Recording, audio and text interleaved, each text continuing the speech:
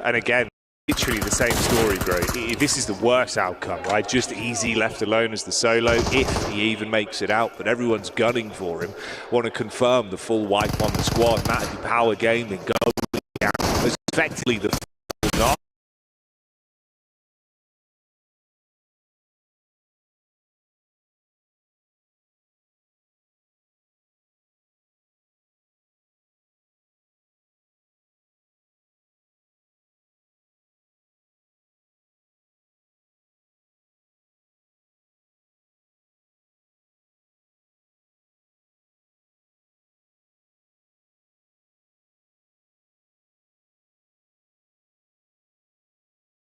This one, because they're setting up the idea like, oh, a bit of a chance there. We'll see if Power Gaming can start things off better.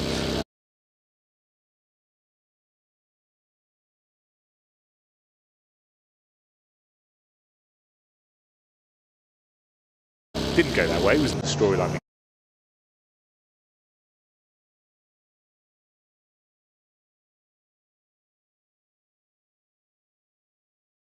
That side of the region, they start showing up.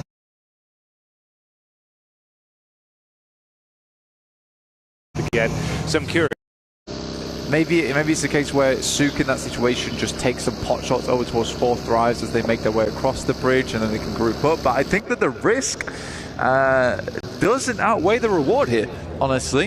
It's going to be difficult to get back together. There's potential that Sook can take some vehicles, take a boat back around towards them, but by then you have delayed your rotation by a ton. For Falcons, on the other hand, no hot drop over towards there.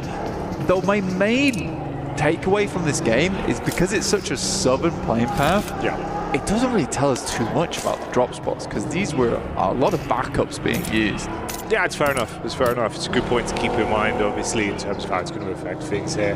Give us some different results over the course of the day with how stressing going into the next match. So, like, do we want to drop Yas now? That's what I'm saying, bro. That's the awkward part, because obviously once it kind of is forgivable and it feels a bit rough and you can fix it, the second time it happens, that's when it is instantly like, we're at the halfway point of the day, boys. Like, yeah. It's already creeped up on us, you know? How do you fix it? You have to get the screwdriver and kit out, figure out where the loose screw is. I suppose at least the only blessing, like Max was saying, there is a decent gap. If you look towards, obviously, what, 6th upwards, it's not that much of a difference with points, right? So, like, obviously, if you just actually start to build your way back in, and everyone else doesn't have a crazy spread, then maybe it's not the end of the world. But the likelihood of that obviously has a lot of bells and whistles attached to it. Yeah, and as we know, Jackie, for the group stage we're starting off with, it really isn't that unforgivable to go down too early. We're going to get 8 teams going through towards straight through, and then we have 8 teams going through to the survival stage, battling it out, right? That's what we want to see here. So there is still a lot of chance for our squads to remain in this one for a long, long time. So it will be 16 teams in that survival stage. 8 of our top teams will be heading straight through towards those finals we'll be playing later.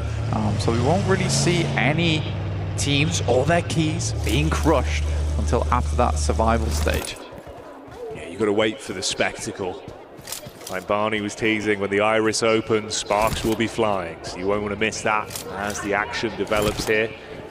I was kind of hoping a little bit, actually, we would get a run-in between these two with how good Yangon Galacticus looked into the previous matchup with Alpha 7 on the roam over. And it's DRX in the back line, so potential for the rotates in actually being quite spicy when the fights break out.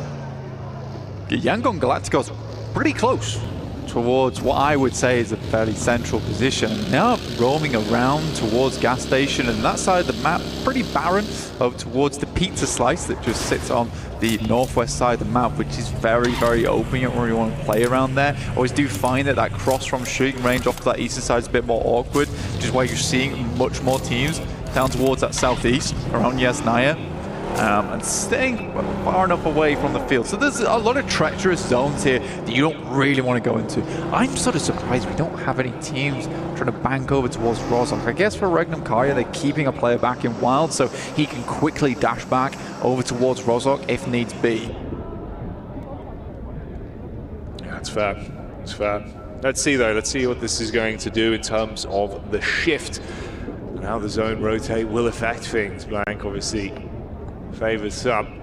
More central overall, actually not too bad really, especially in terms of the group that you've got there. So DRX still being able to play on the outer edge, everyone else making their move in. Falcons obviously slight adjustment there. Pachinki obviously open entirely as well, so we're regrouping up. It's a late rotate in through the blue for Weebu, and they'll have their focus in on a little bit of a late joining.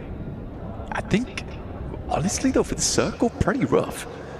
You have the entirety of the fields.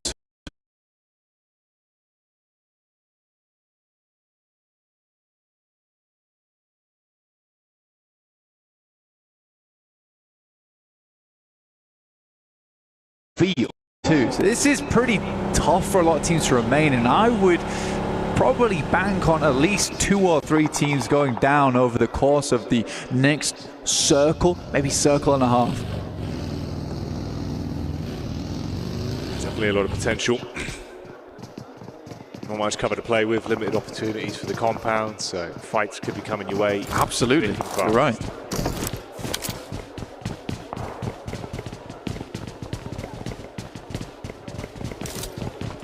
Team Falcons down towards the southwest edge.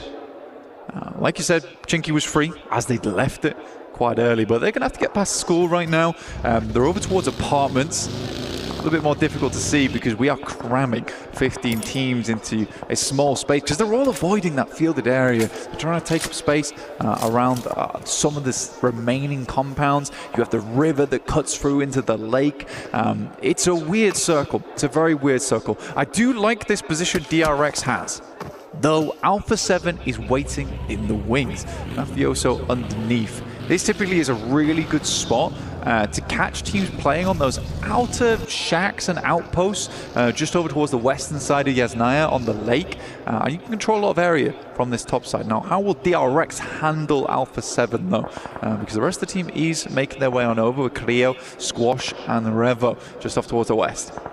It's Mafioso just playing on the lip here of the rock face. He's had the vehicles approaching, the engine giving that away. Just tucks in, has to play on the off angle realistically. If they peek into him, he seems like he's got a good read on the situation at least, but spacing from the teammates relatively far. DRX trying to get a lay of the land, assess if anyone else is coming in from the other side. Didn't actually find him when he pushed up towards the rock face as well on the peak. He leaned in for it, but neither one gave away the info fully. So obviously it's just the audio he's playing off for now, staying tucked in. If they push ahead of him, could backstab them really nicely. They have no idea. They're properly confused on what's occurring. We're going to get our next circle. And it wasn't as treacherous as I thought it was going to be. This one is going to push a lot of teams away from the fields, at least from Yasnaya, so teams could be happy about that, but it's across the river. Jackie, over towards AX, E-Arena. Weibo's made a good wrap, actually, as well, over towards this north side. They are coming through that open ground, and Alpha 7 could chime in over towards that western side. We'll see how it happens, but Alpha 7 is so focused on taking over towards DRX, but DRX is left. Join now with Alpha 7's POV straight back in, and this is what you were saying, the rotate over there, taking shots from the back line. Squash, we know that he can be talented, and unloading at the minute, snapshots over the top just as they tuck into the compound. A lot of chip damage onto them, yeah, massively so, and you can follow up from it as well. I mean, Order in a horrific position, they just keep finding these knocks. Late game rotate, like it's been nice for them, but it results in this. That's an important knock over towards Yangon. Galacticos coming through from RCB. But Weibo Gaming can get themselves back up. This is a Hail Mary of a play, Jackie, all right? In terms of where they are on the map, it's very, very central. They'll take the Wizard Tower here, which works out nicely. But they need to basically hold this position for the rest of the game. The vehicles are shot to bits. The tires are going to be all popped by the time they get out to them. So Weibo Game is not moving. At least not until the end game. No. Well, what are you doing? Mate, he actually made it in.